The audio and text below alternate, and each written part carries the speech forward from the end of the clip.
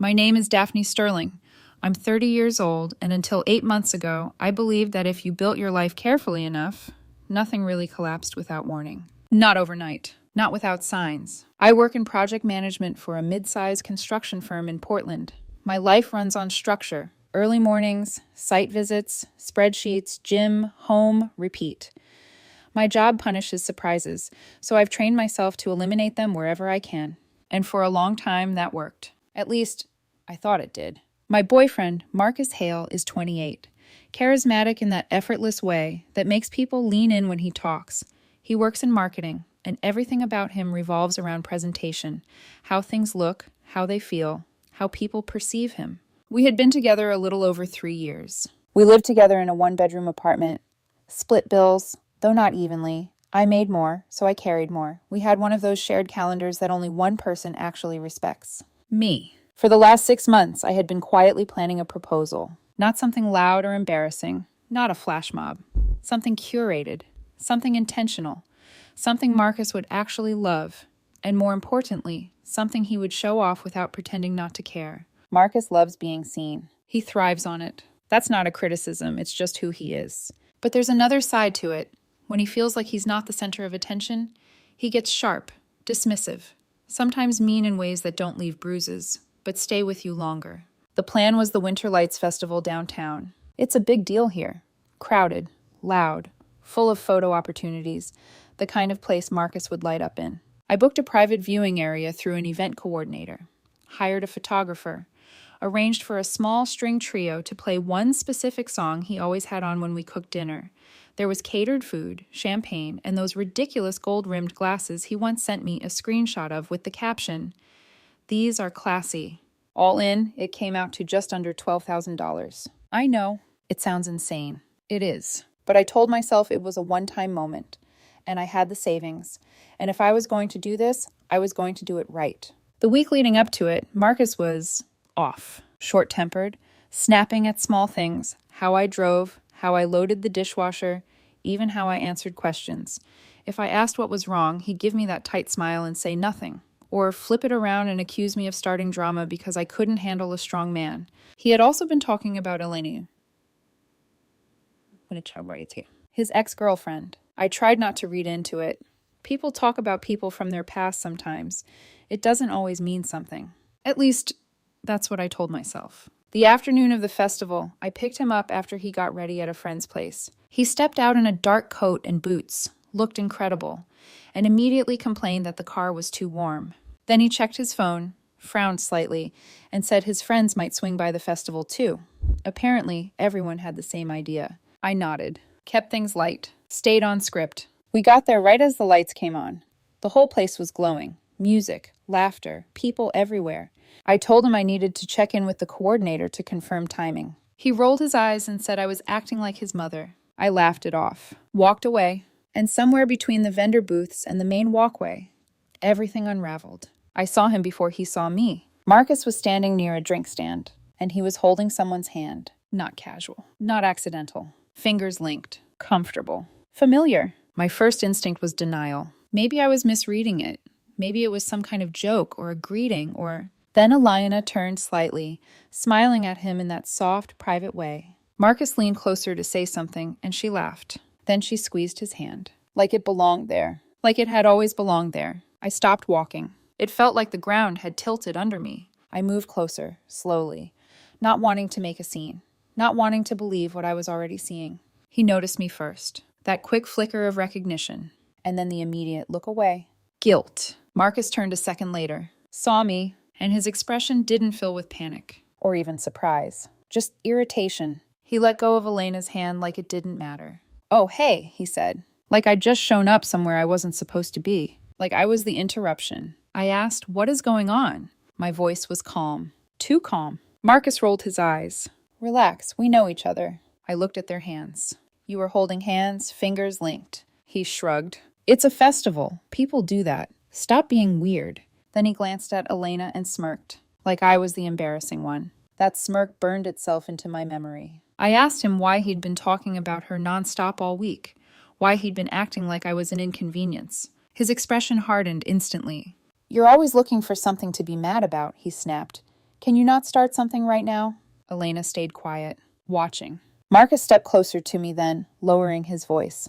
If you ruin this night, he said quietly, I swear I won't forgive you. And that's when something inside me shifted. Because I realized he thought he had the upper hand. And I was standing there with a ring in my pocket and a proposal waiting 2 blocks away. I stood there for maybe 3 seconds, running through options. Confront him. Make a scene. Demand answers. Or do something else. Something quieter. Something final. I nodded. You're right, I said. I'm not going to ruin the night. His shoulders relaxed immediately. He turned back towards Elena like the problem had already been solved. And that told me everything. I stepped back. I need to check something with the coordinator, I said. You two enjoy the festival. He waved me off. Didn't even look at me. It don't take forever. I walked away. Didn't look back. And somewhere between that moment and the warm glow of a tent waiting for a proposal that would never happen, I stopped trying to save the relationship and started thinking about how to end it. 2 blocks away from the festival crowd, inside a rented heated tent, everything was waiting. The string trio was tuning softly near the corner. The photographer was checking light angles. A small table had been arranged with candles, champagne, and the gold-rimmed glasses Marcus once said looked expensive without trying too hard. The desserts were lined in perfect little rows. It looked beautiful. Worse than beautiful. It looked like love. The event coordinator, Tara, saw me come in and smiled. Are you ready? She asked. I looked at the candles, the flowers, the empty space where I was supposed to stand. Then I said, plans changed. At first, she thought I meant timing. I shook my head. I'm not proposing anymore. Her face softened in that cautious way people get when they realize they've walked into someone else's disaster. I explained it plainly. I had just seen my boyfriend holding hands with his ex-girlfriend at the festival. I didn't cry. I didn't raise my voice. I just stated the facts because facts were all I trusted in that moment. Tara asked if I wanted to cancel everything, but most of the money was already gone. The vendors were there. The musicians were paid. The photographer had arrived. $12,000 had already disappeared either way. So I looked around the tent and realized something. Marcus had assumed he could humiliate me publicly and still receive the most carefully planned night of his life. He thought I would swallow it, smile through it, reward him for it. I turned back to Tara. Is there any rule about who I can bring into this space once the reservation starts? She hesitated. Technically, the space is yours for 2 hours. As long as you stay within the head count and nothing gets damaged, you can bring whoever you want. I nodded. Give me 5 minutes. When I found Marcus again, he was near the main stage with Elena. His arm was looped through hers this time. Not hand-holding, but close enough. When he saw me, he dropped his arm immediately. You good now? He asked. Not concerned. Annoyed. I'm good, I said. Actually, I have a surprise for you. That word changed his whole face. Marcus loves surprises when they make him feel chosen. A surprise? He asked. I booked something private nearby, away from the crowd. His eyes lit up. Elena glanced between us, suddenly uncomfortable. Marcus smiled at her, like he'd just been proven right about something. Why didn't you say that earlier? He asked. I wanted it to feel spontaneous. He laughed under his breath, then looked at Elena. See, she does try.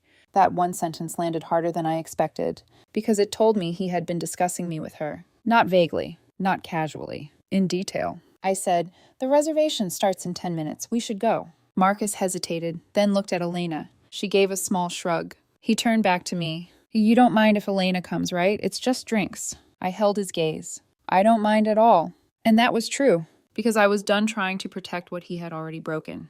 The walk to the tent took 3 minutes. Marcus walked ahead, suddenly excited, asking questions, trying to guess. Elena stayed half a step behind him, quieter now. When the tent came into view, Marcus slowed. The warm lights spilled through the entrance. The music floated out softly. Tara was standing by the door. Marcus reached for my arm. What is this? He whispered. For the first time all night, he looked at me like I mattered. Tara greeted us. We're ready whenever you are. I nodded. Elena stepped inside and immediately froze. Marcus moved forward slowly, taking in the candles, the champagne, the photographer, the trio. Then I saw it happen. The realization. His face changed. He turned toward me. Daphne. I reached into my coat pocket and felt the ring box. For 6 months, I had imagined opening it. For 6 months, I had rehearsed the words. Instead, I pulled my hand out empty. This, I said, was supposed to be where I asked you to marry me tonight. The trio kept playing. The photographer went still. Elena looked like she wanted to disappear. Marcus stared at the setup, then at me, then at Elena. You were going to propose here? He asked. Yes. His first words after that were not, I love you, not, I'm sorry, not even I didn't know. He looked down at his coat and said, why didn't you tell me to dress better? And that was the moment my heart stopped fighting for him. Not shattered, not exploded, just stopped. I had brought him to a beautiful private proposal I had spent months planning. His ex-girlfriend was standing 5 feet away, and his first concern was whether he looked good enough for the photos. You look fine, I said. He adjusted his collar, suddenly aware of the photographer. Have you already taken pictures? He asked. The photographer cleared his throat. Not yet. Elena shifted near the entrance. I can step outside, she said quietly. This feels private. Marcus didn't tell her to leave. He didn't even look at her. He was staring at my coat pocket. Then he asked, so why didn't you go through with it? There was no apology, no shame, just expectation. I said, because 10 minutes ago I saw you holding hands with her. The tent went silent except for the music. Marcus rolled his eyes. Actually rolled them. Are you still on that? I looked at him for a long second. He said, it was nothing. You're making this into something because you're insecure. I asked, are you involved with Elena beyond friendship? His jaw tightened. You're embarrassing yourself right now. Elena finally spoke. Marcus, maybe we should just be honest. He turned on her so fast the air changed. Don't, he said. One word. Sharp, controlled, and somehow that told me more than a confession. I took the ring box out of my pocket and placed it on the dessert table. I didn't open it. I didn't kneel. I just set it down between the candles and the untouched champagne. This was for someone who respected me in public and in private, I said. I don't propose to someone who makes me feel like a backup plan. Marcus's expression changed then. Not grief. Panic. Daphne, he said low, don't do this. Not here. I'm not doing anything, I said. I'm simply not moving forward. Then I looked at Elena, and then back at him. Since she already had your hand tonight, maybe she can enjoy the rest of what I paid for. I turned and walked out. No yelling. No slammed door. No final dramatic look over my shoulder. Just the cold air hitting my face as I stepped back onto the street. Halfway down the block, my phone started vibrating. I didn't check it. I already knew. By the time I reached my car, there were 8 missed calls from Marcus and 3 texts. Where are you? This isn't funny. Get back here right now. 5 minutes later, another message came through. Why would you humiliate me like that? That one almost made me laugh. Because I had stood there calmly, explained why I would not marry him, and left without screaming. But in Marcus's version, he was the victim. I started the car and drove home. We were both on the lease, so I didn't do anything dramatic or illegal. I didn't change locks, I didn't throw things into trash bags. I packed one duffel with essentials. Then I called my older sister, Camille. When she answered, I said, can I stay with you tonight? She didn't ask for the whole story. She just said, come over. And that was the first kind thing anyone had said to me all night. The drive to Camille's place felt longer than it actually was. Not because of traffic, because my phone wouldn't stop vibrating. Call after call, message after message. Marcus wasn't done. He was escalating. By the time I parked outside my sister's apartment, I had over 20 notifications, missed calls, texts, even 2 messages on Instagram. I didn't open any of them right away. I just sat there for a second, hands still on the wheel, letting the silence settle. Because for the first time that night, everything inside me felt clear. Not calm in a soft way, calm in a final way. Camille opened the door before I even knocked. She took one look at my face, stepped aside and said, come in.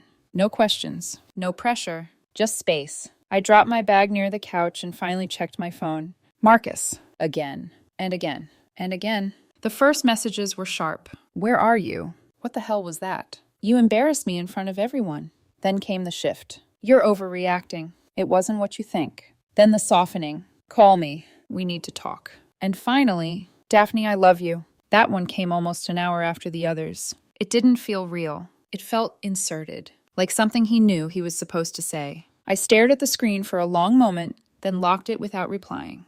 Because I already knew how the conversation would go. He would minimize what I saw, tell me I misinterpreted it, accuse me of being dramatic, maybe even apologize, but not for what mattered, just enough to reset things. And then everything would go back to the same pattern. I don't do circular arguments. At work, if something fails inspection, you don't argue with the data. You fix it, or you shut it down.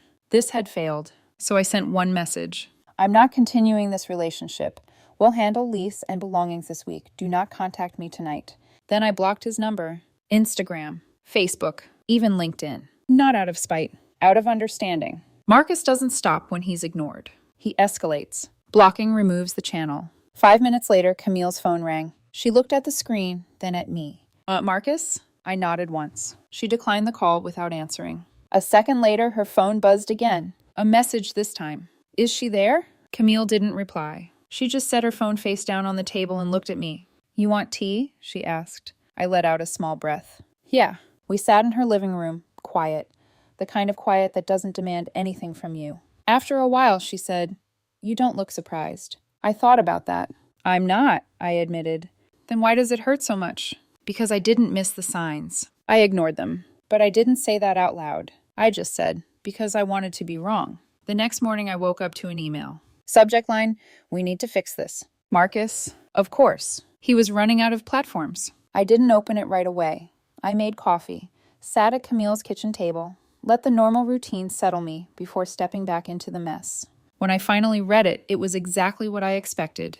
He called it a misunderstanding, said I had blindsided him, said I made him look stupid in front of Elena. Not once did he say sorry. Not once did he say what he did was wrong. Just how I reacted to it. I didn't respond. Instead, I opened my laptop and emailed our property manager. Asked about early termination, lease reassignment, subleasing options, facts, steps, solutions. By the time Marcus sent a second email, I already had a plan forming. Later that afternoon, he tried calling from an unknown number. I let it go to voicemail. His voice sounded different, less sharp, more unsteady. Daphne, he said, I came home and half your stuff is gone. Are you seriously moving out without even talking to me? A pause. You're twisting things. Elena didn't mean anything. We were just being friendly. Another pause. Then, I didn't think you'd actually leave. That was the moment everything clicked. Not the hand-holding, not the argument, not even the proposal. That sentence? I didn't think you'd actually leave. He never thought I would. Which meant every dismissive comment, every boundary he crossed, every time he made me feel small in public. He did it assuming I would absorb it, that I would argue, maybe cry, but stay. 'Cause I always had, until I didn't. I sat there with the phone in my hand, listening to the voicemail again. Not because I needed clarity, because I needed confirmation. And that was it. He hadn't misjudged the situation. He had misjudged me. Over the next few days, everything became administrative. I didn't unblock him. We communicated strictly through email. Short, direct, no emotion. He tried to drift back into relationship conversations more than once.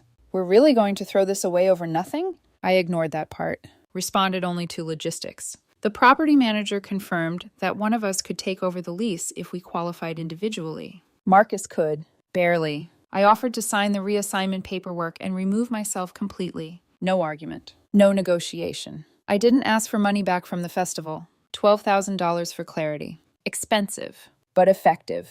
A few days later, a mutual friend messaged me. Said Marcus and Elena had been spending a lot of time together. At work. Outside of it too. Apparently no one in his office was surprised. That stung. For about 5 minutes. Then it settled into something else. Validation. I hadn't imagined anything. I hadn't overreacted. I had just stopped tolerating what everyone else had already seen. About a week after the festival, Marcus sent one final email. Long, carefully written. This time there was something close to honesty. He admitted he liked the attention Elena gave him. Said it made him feel wanted. Said it never crossed a real line beyond holding hands. Maybe that was true. Maybe it wasn't. It didn't matter. I replied with one paragraph. I'm not interested in competing for basic respect. Please send confirmation once the lease transfer is complete. That was it. No anger, no questions, no space for negotiation. Just closure. And for the first time since that night, I didn't feel like I lost something. I felt like I ended something that was already gone. The next time I went back to the apartment, it wasn't emotional. It was procedural. I chose a Tuesday morning, 10 a.m. Marcus had a standing client meeting across town every Tuesday, something he complained about constantly, which is how I knew he wouldn't be home. I wasn't sneaking. I wasn't avoiding him. I was just choosing efficiency over confrontation. Camille came with me, not for protection, for clarity. When relationships end, especially ones tied to leases, shared purchases, and overlapping lives, having another person there turns memory into something verifiable. A witness keeps things clean. The apartment looked exactly the same. His shoes by the door. The throw blanket folded the way he liked it.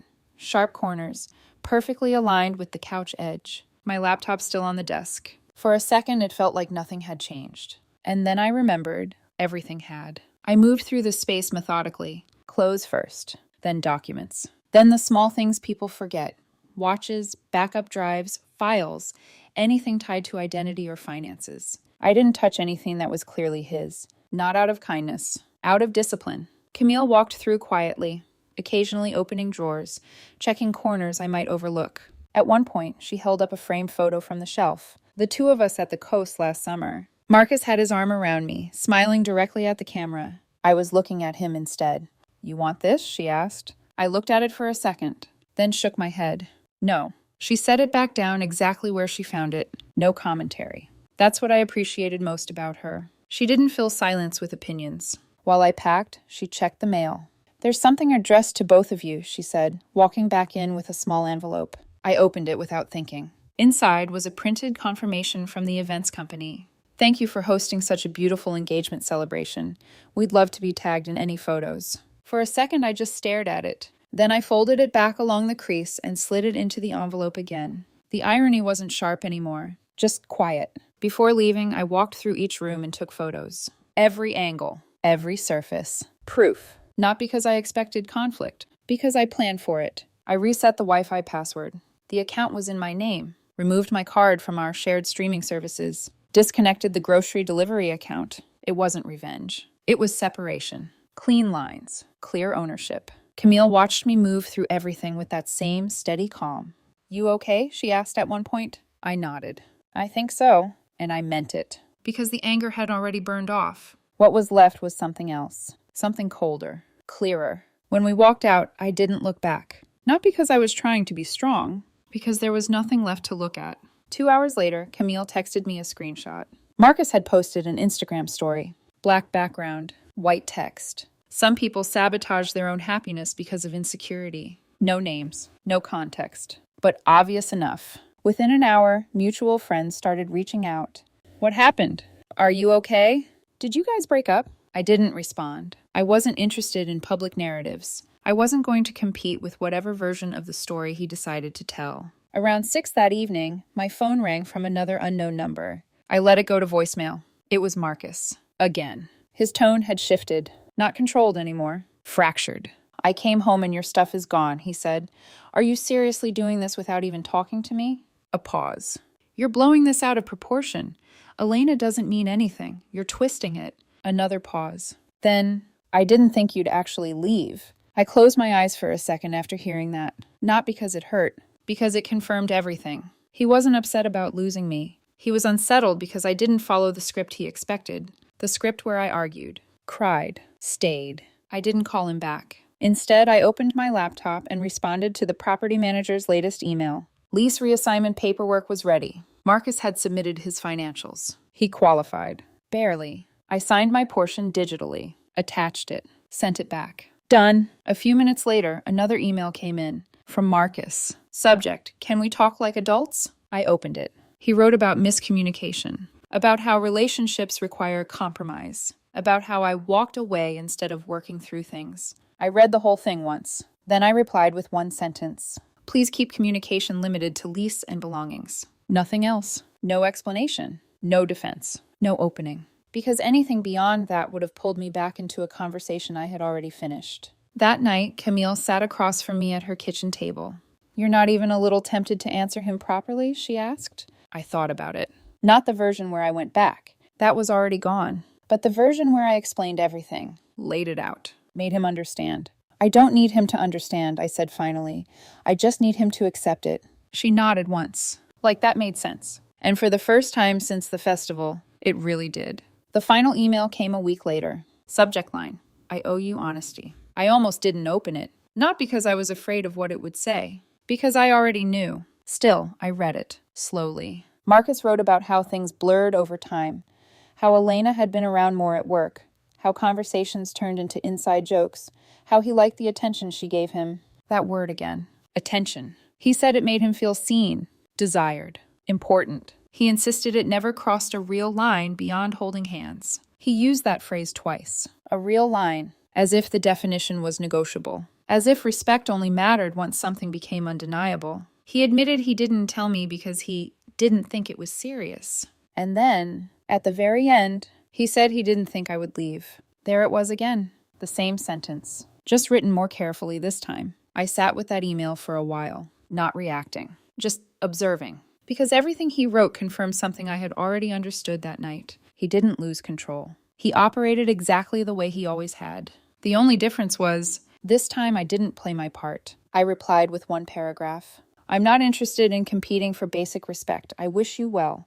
Please confirm once the lease reassignment is complete. I read it once, then sent it. That was the last direct message I ever sent him. 2 weeks later, the lease transfer finalized. My name came off the contract. His stayed. Clean. Complete. I went back one last time on a Saturday morning to collect the rest of my things. Marcus wasn't there. I didn't ask where he was. Didn't need to. The apartment felt different. Not empty. Detached. Like it belonged to someone else already. I packed the last of my boxes. Books, a few kitchen items I had paid for, things that were mine before him. There was no rush, no tension, just movement. At one point, I paused in the living room, looked at the space where the couch sat. The same place we used to sit side by side, watching something neither of us really cared about, just filling time. I didn't feel nostalgic. I felt accurate, like I was finally seeing it without editing it into something better than it was. Before leaving, I checked every room one last time. Closet. Bathroom,